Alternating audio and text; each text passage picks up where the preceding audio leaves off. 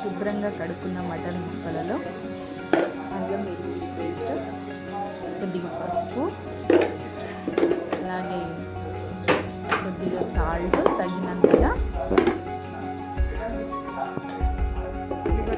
కారం కూడా తగినంతగా మీకు తగిన విధంగా వేసుకోండి. ఇంకా అలాగే మటన్ ముక్కలకి పట్టే విధంగా బాగా కలుపుకోండి.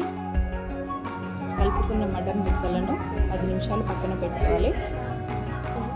కలుపుకున్న మటన్ ముక్కలను ఆయిల్లో వేయాలి. క్యాప్ పెట్టి 5 నిమిషాలు ఉడకనివ్వాలి.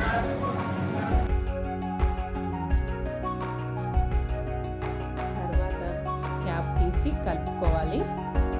అడుగంటకుండా 4-5 గ్రీన్ చిల్లీస్ వేయాలి.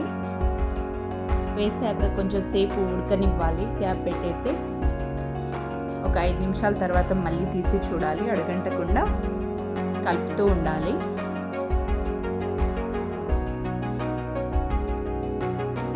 మటన్ ముక్కలు ఒక 70% ఉడికింది.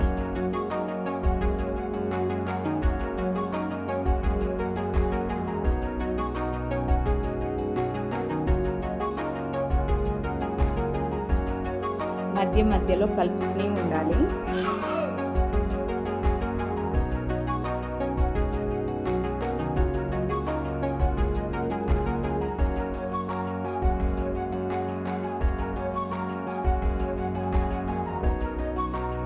చూసారు కదా, మటన్ ముక్క 90% ఉడికాయి. ఇంకా 10% కోసం క్యాప్ పెట్టేసి సర్వ్ చేసుకోవడమే.